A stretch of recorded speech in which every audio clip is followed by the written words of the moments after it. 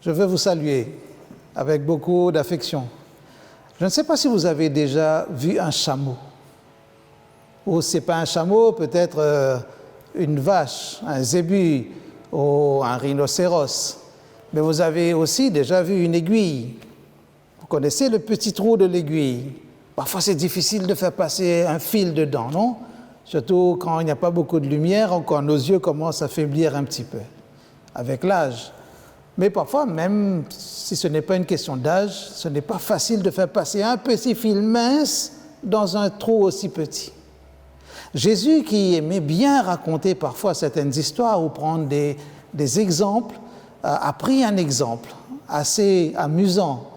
J'imagine qu'il a dû faire rire autour de lui quand les gens ont entendu qu'il était plus facile de faire passer un chameau dans le trou d'une aiguille que de voir un riche d'entrer dans le royaume des cieux. Jésus n'est pas en train de dire que la porte du royaume des cieux est toute petite, comme le trou d'une aiguille, physiquement parlant.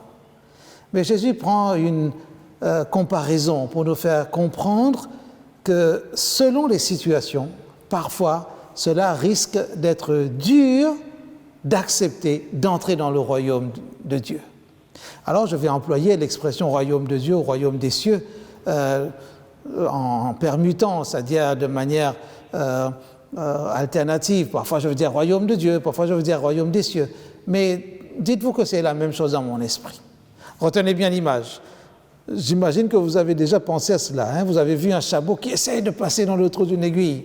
Comme si vous essayiez de mettre un adulte dans un vêtement de bébé. Alors, cette expression, Jésus en a parlé, et nous voyons cette histoire dans l'évangile de Marc, chapitre 10. Si vous avez une Bible avec vous, prenez-la et allez dans l'évangile de Marc, chapitre 10. Cette même histoire, on la voit dans Matthieu, chapitre 19, on la voit dans Luc, chapitre 18, mais j'ai pris l'histoire telle qu'elle est racontée dans l'évangile de Marc. Il est dit que, voilà, à partir du verset 17, « Comme il se mettait en chemin, un homme accourut et se mit à genoux devant lui pour lui demander, « Bon maître, écoutez bien, que dois-je faire pour hériter la vie éternelle ?» Bonne question, n'est-ce pas? J'imagine que peut-être vous avez envie de vous poser cette question aussi. Que faire pour obtenir la vie éternelle? Que faire pour se retrouver dans le royaume de Dieu? Que faire pour se retrouver dans le royaume des cieux? Est-ce que cela vous intéresse? Oui? Un peu? Beaucoup? Passionnément? À la folie, comme disent les enfants? En tout cas, moi, ça m'intéresse. Ça m'intéresse parce que j'ai déjà dit à Jésus que je veux entrer dans le royaume des cieux. Mais je ne sais pas où vous en êtes par rapport à votre décision. Mais entendez bien la question. Bon maître, que dois-je faire pour entrer dans la vie éternelle? Et Jésus va lui répondre, pourquoi me dis-tu bon? Pourquoi m'appelles-tu bon? Pourquoi tu dis cela? Personne n'est bon sauf Dieu. Tu connais les commandements, observe les commandements. Et Jésus lui donne quelques exemples des commandements qu'il extrait des 10 commandements que vous pouvez retrouver dans Exode chapitre 20 à partir du verset 1er. Et Jésus lui dit, parmi les commandements, ne commets pas de meurtre, ne commets pas d'adultère, ne commets pas de vol, ne fais pas de faux témoignages, ne fais de tort à personne, honore ton père et ta mère. Alors ceux qui ont déjà comparé avec Exode 20, ils verront que Jésus parle d'honorer père et mère à la fin, c'est pas dans le même ordre, mais comprenez que dans une conversation, on n'est pas à l'université, là c'est une conversation banale peut-être au départ, mais Jésus est en train d'envoyer une leçon ou de donner une leçon de réflexion à cet homme. Alors, il lui répondit, « Maître, tu me suggères des choses intéressantes. Regardez ce qu'il dit au verset 20. « J'ai observé tout cela depuis mon plus jeune âge. » Extraordinaire. Quand on entend une réponse pareille, on peut se dire deux choses. Soit ce garçon est prétentieux, arrogant, vaniteux, trop fier. Les jeunes diraient il se la joue. arrogant. J'ai observé tout cela, comme si je suis parfait, pourquoi tu me demandes encore d'observer les commandements? Comme un conducteur, quand il est sur la route, on lui dit, tu connais le code? Mais bien sûr, depuis longtemps je connais, j'ai mon permis depuis 30 ans. Est-ce que tu observes tout? Mais ne me pose pas ce genre de questions, je suis un bon conducteur. Et avec cela, on se dit, peut-être qu'il a raison. Et l'autre chose, l'autre réaction possible, on devrait lui dire, bien, puisque tu as tout fait, on va te donner un certificat, comme un diplôme de bonne conduite morale. Tu as observé tous les commandements. Ok, pas de problème. Et Jésus qui connaît les intentions des hommes, Jésus qui sait lire dans les cœurs et dans les pensées, Jésus va lui dire la chose suivante. Parce que Jésus le regarde et ne lui dit pas, tu ne serais pas en train de me mentir là? Tu ne serais pas en train d'exagérer?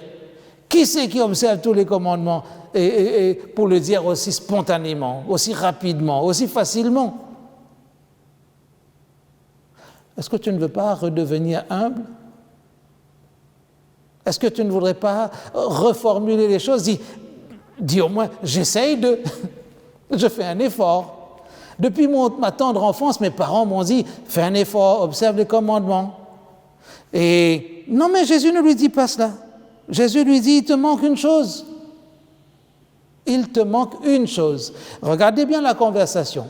Lui, il dit tout, c'est-à-dire j'ai tout observé, c'est-à-dire comme un enfant, un élève, un lycéen qui dit j'ai fait tous mes devoirs, j'ai tout fait. Je me souviens quand j'étais adolescent, parfois je voulais aller jouer au foot avec mes amis.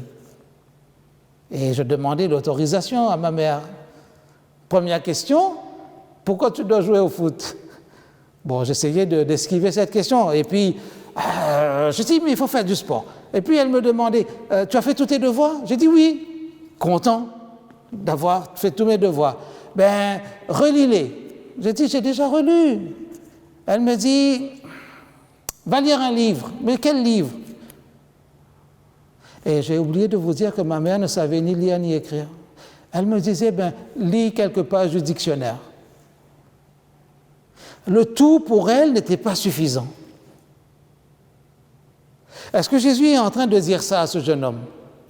Tu prétends avoir tout fait, mais il te manque une chose. Peut-être on peut penser qu'on agit correctement. En partant de soi, on a forcément raison, n'est-ce pas?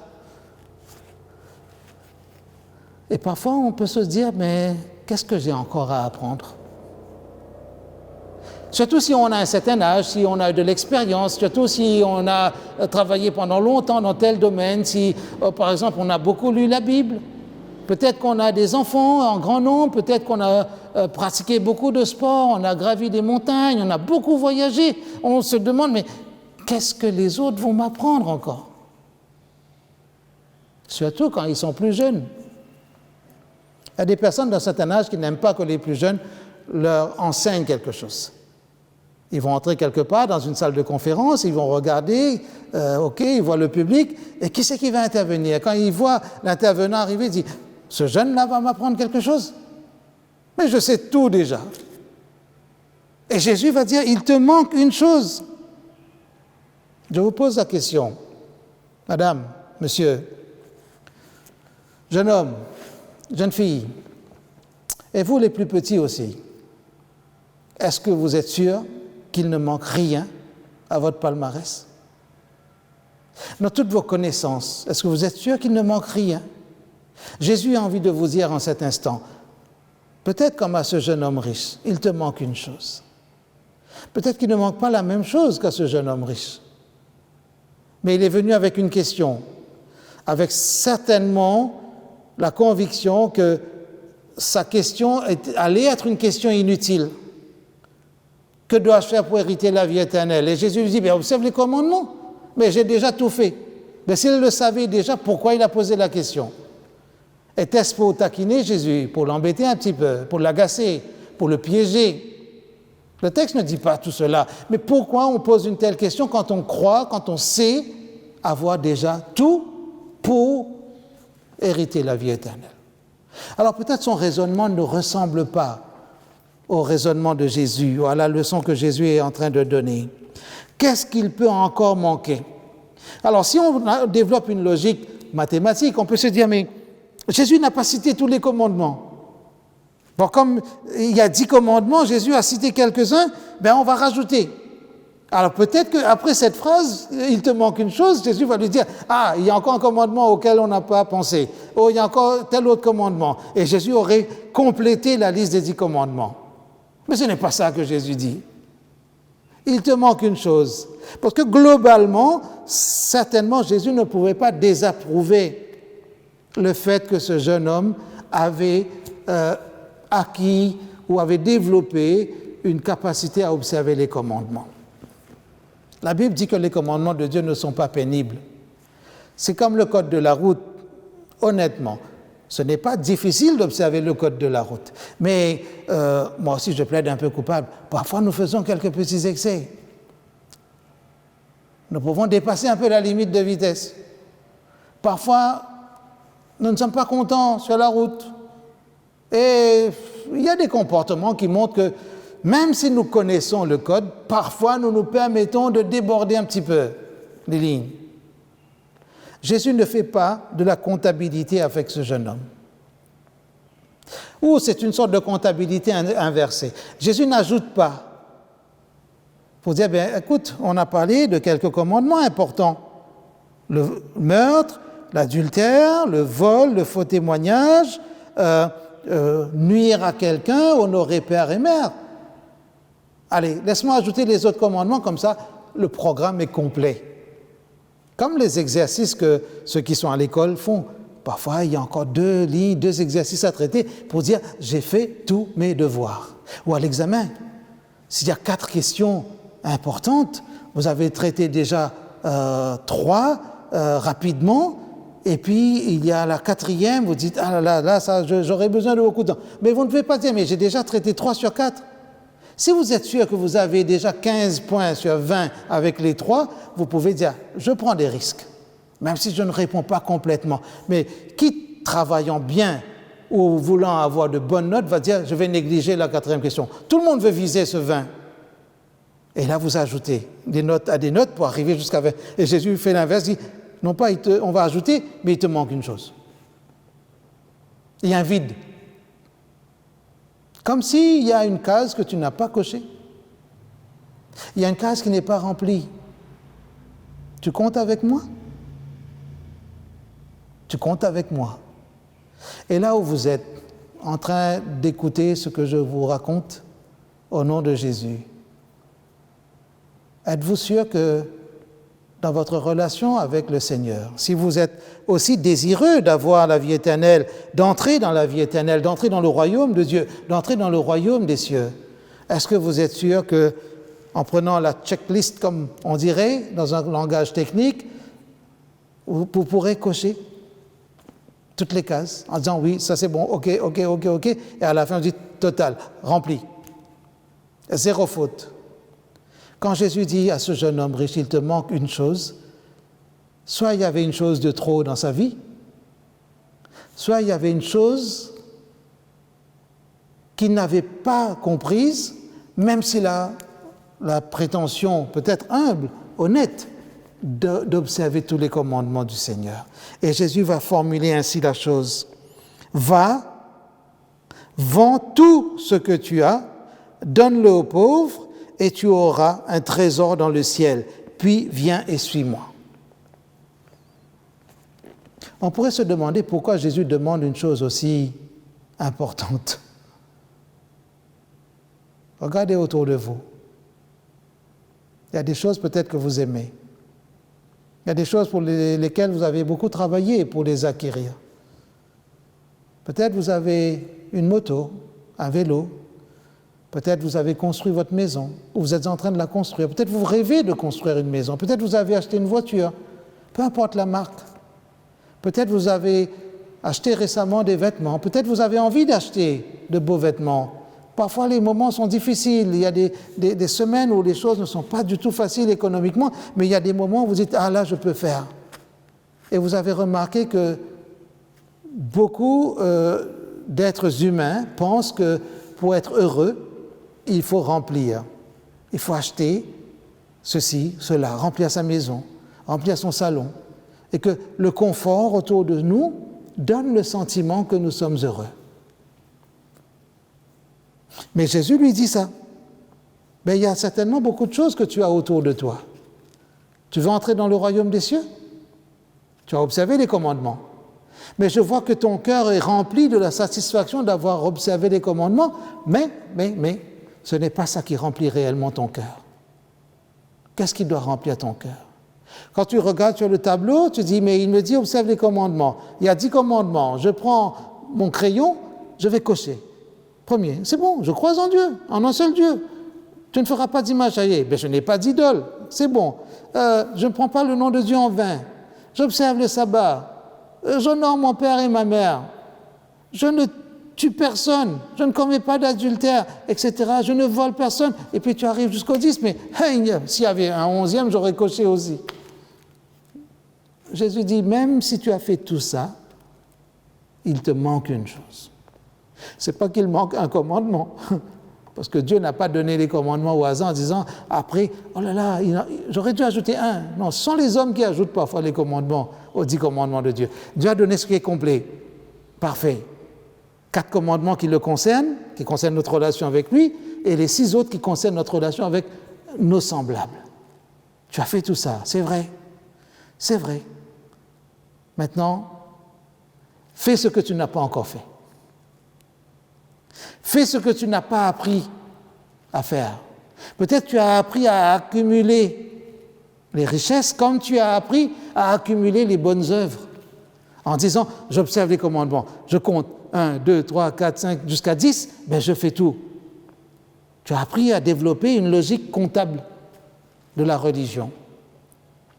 Je fais de bonnes œuvres, donc comment faire pour entrer dans la vie éternelle? Tu vas me donner ça comme réponse, Seigneur? C'est déjà fait.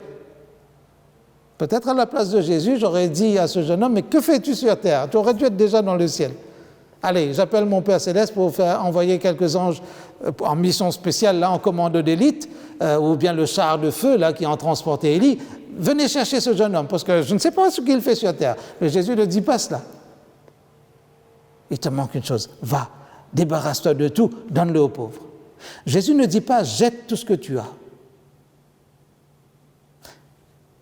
Rends service à quelqu'un. Va combler le cœur de ceux qui sont dans le besoin, les démunis, les défavorisés. Donne à manger à ceux qui n'en ont pas. Fais quelque chose de beau. N'observe pas les commandements juste pour les observer, pour dire que tu as bien fait. Va sur le terrain. Je connais un bon ami qui habite dans la région parisienne, qui regarde tous les matchs de la Champions League et de la Ligue 1 de football dans le championnat français. Il connaît tous les résultats. Mais si je lui dis, viens, on va jouer un petit peu au ballon, il va me dire, je suis fatigué. Il y a une différence entre tout connaître en théorie et aller sur le terrain, courir, transpirer pour marquer des buts. Et là, le texte nous dit, mais lui s'assombrit à cette parole, verset 22 dans Marc chapitre 10 toujours, et s'en alla tout triste, car il avait beaucoup de biens. Le moins que Jésus lui demandait d'opérer, c'est-à-dire débarrasse-toi de tout ça pour remplir ta vie du véritable amour, celui du prochain, et là tu seras pleinement dans le royaume de mon Père, mais ça c'était trop. Il s'en alla tout triste, parce que c'était dur pour lui de se séparer. C'est peut-être dur pour vous de vous faire des sacrifices, mais Jésus est en train de dire, c'est là qu'il amène cette comparaison. Jésus, regardant autour de lui, dit à ses disciples qu'il est difficile à ceux qui ont des biens d'entrer dans le royaume de Dieu. Jésus, parce que les disciples étaient effrayés, nous dit le verset 24 par ces paroles, parce que cela peut faire penser que les riches n'entreront pas dans le royaume des cieux. Ce n'est pas cela que Jésus est en train de dire. Jésus n'est pas en train de dire qu'il n'y aura que des pauvres dans le royaume des cieux, que des gens qui ont toujours souffert dans le royaume des cieux. Mais il y aura aussi des gens riches, mais des gens riches qui sont capables de faire des sacrifices. Pas des gens riches qui sont attachés à leur trésor plus qu'à la parole prononcée par Jésus lui-même. Et là, Jésus va dire, mes enfants, qu'il est difficile d'entrer dans le royaume de Dieu. Il est plus facile à un chameau de passer par le trou d'une aiguille qu'à un riche d'entrer dans le royaume de Dieu. Jésus entend aussi la réaction des disciples, et je termine avec cela bientôt. Les disciples, plus ébahis encore, se disaient les uns aux autres, « Alors qui peut être sauvé ?» Et vous aussi, vous vous posez cette question. Qui peut être sauvé? Jésus les regarda et dit, « C'est impossible pour les humains, mais non pas pour Dieu, car tout est possible pour Dieu. » Votre salut est possible pour Dieu. Je vous encourage à prêter une oreille attentive à cette invitation de Jésus, à passer, à accepter, à passer par ce petit trou qui ressemble au trou de l'aiguille, ce petit trou qui peut ressembler à un effort, un sacrifice, peut-être un don de soi. Jésus ne vous demande pas de vous appauvrir pour enrichir les autres.